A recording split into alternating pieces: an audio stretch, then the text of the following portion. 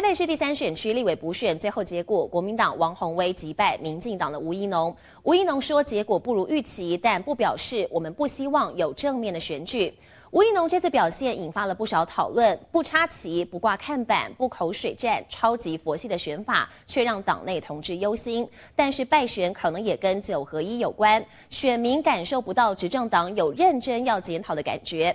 而民进党接连吞败仗，衍生的政治骨牌效应可能会冲击到接下来的内阁改组。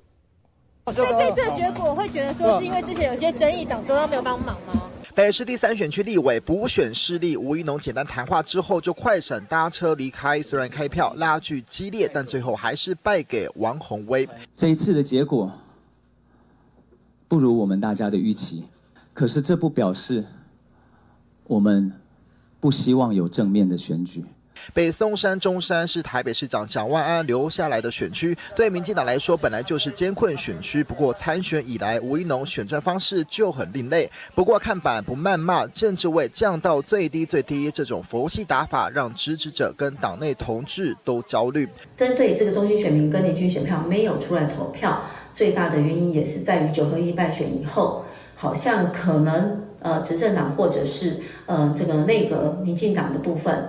没有让民众看到有认真要检讨的感觉，要打跟传统不一样的正面选举无法取胜，提出的反共保台论述又得不到支持者共鸣。绿营9合1大败之后，接着嘉义市长，再到这次北市立委补选共3连败，牵动的不只是台北市选举的延长赛，更是2024总统大选前哨战。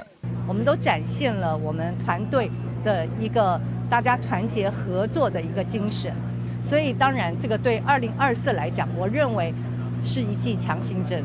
蓝军又一剂强心针，民进党代理主席陈其迈表示，虚心接受选举结果，会继续汲取经验，调整脚步，持续向前迈进。而对于投入党主席补选的赖清德来说，这次辅选试水温，无法拿下战功，未来接任党主席面临的挑战只会更大。吴怡农败选，你有什么看法吗？我们要如何拉回民众对党的支持呢？